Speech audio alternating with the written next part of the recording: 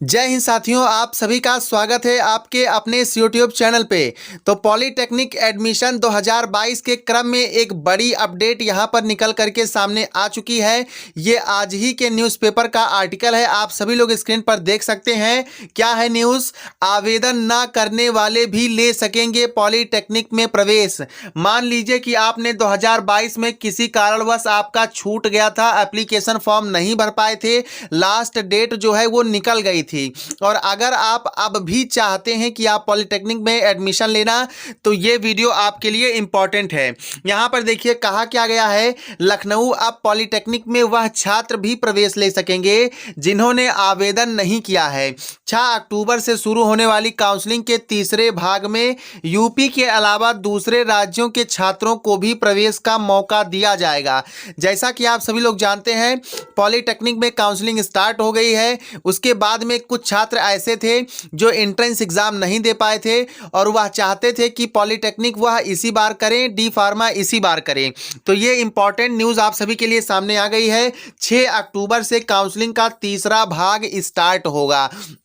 तो इसमें क्या होगा कि काउंसलिंग के तीसरे भाग में यूपी के अलावा दूसरे राज्यों के छात्रों को भी प्रवेश का मौका दिया जाएगा। बिहार, पश्चिम बंगाल या आप किसी अन्य राज्य से हैं और उत्तर प्रदेश में पॉलिटेक्निक करना चाहते हैं, डिप्लोमा इन फार्मेसी करना चाहते हैं, तो आपको मौका मिलने वाला है। पिछले 5 चरणों में शामिल ना होने वाले छात्र पूर्व की भांति भाग ले सकते हैं।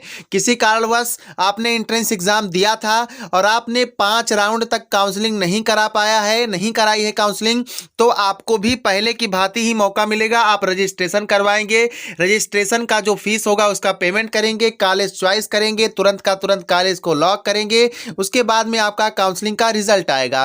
अब यहाँ पर डिटेल्ड में देखिए, संयुक्त प्रवेश परीक्षा परिषद के सचिव हैं श्री राम रतन जी ने बताया कि 6 से 8वें चरण की काउंसलिंग में उन छात्रों को मौका मिलेगा जिन्होंने आवेदन नहीं किया, एप्लीकेशन फॉर्म फिल नहीं किया, एंट्रेंस एग्जाम नहीं दिया। वहीं प्रवेश परीक्षा में शामिल होने वाले छात्र 9 अक्टूबर को पंजीकरण करा सकते हैं। जो छात्र प्रवेश परीक्षा में शामिल थे वह 9 अक्टूबर को पंजीकरण करा सकते हैं। और आवेदन ना करने वाले छात्र 7वें चरण में, ठीक है, 7वें चरण में ध्यान से सुन लीजिएगा, 7th राउंड में 10 तारीख से लेकर के 14 तक प्रवेश परीक्षा में शामिल छात्र 15 अक्टूबर को पंजीकरण कराएंगे।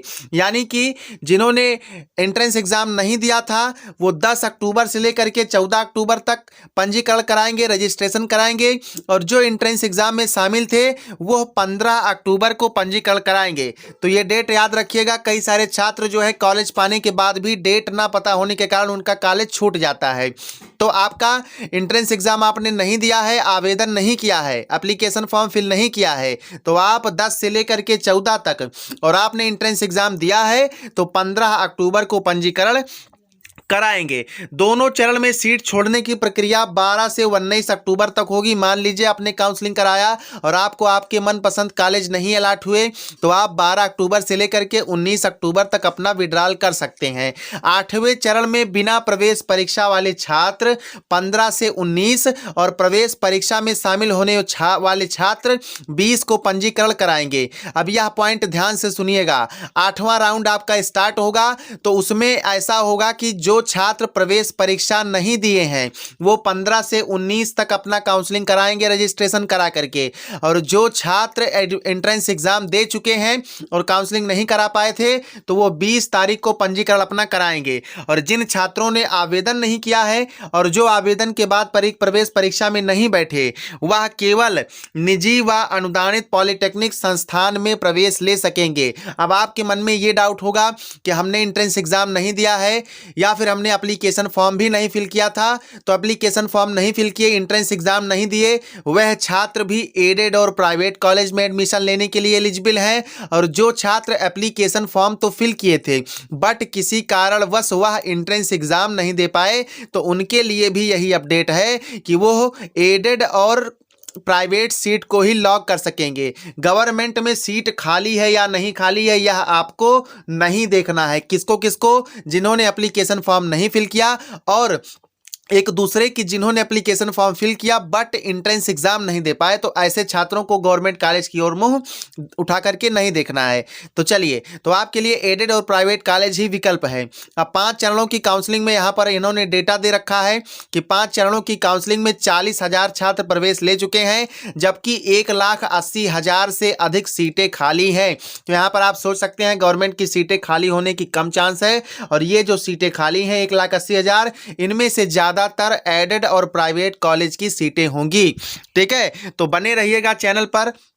बने कैसे रहना है कि आपको चैनल को सब्सक्राइब करके बेल आइकन को ऑल पर प्रेस कर लेना है, इसी प्रकार के छोटी बड़ी अपडेट पाने के लिए। साथ ही ऐसे छात्र जो एंट्रेंस एग्जाम 2023 के लिए डी फार्मा की तैयारी करना चाहते हैं, तो उनके लिए बैच 1 नवंबर से स्टार्ट होने वाला है। भैया फीस 129 रुपये है, बाकी फ्री क्लासेस भी चलेंगी। तो इसके लिए क्या करेंगे, डिस्क्रिप्शन में दिए गए नंबर पर अगर आपको क्लास ज्वाइन करना है, ठीक है, व्हाट्सअप करने से पहले कम से कम आप 4-5 बार सोच लीजिए, क्योंकि कई बार ऐसे लोग मैसेज करते हैं कि जिन्हें ज्वाइन नहीं करना होता है और बेकार में समय बर्बाद करते हैं। ठीक है, तो आप सोच लीजिए, उसके बाद में अगर ज्वाइन करना है तो आप ज्वाइन कर सकते हैं। चलिए मिलते हैं नेक्स्ट अपडेट के साथ। जय हिंद, जय भारत, वंदे मातरम।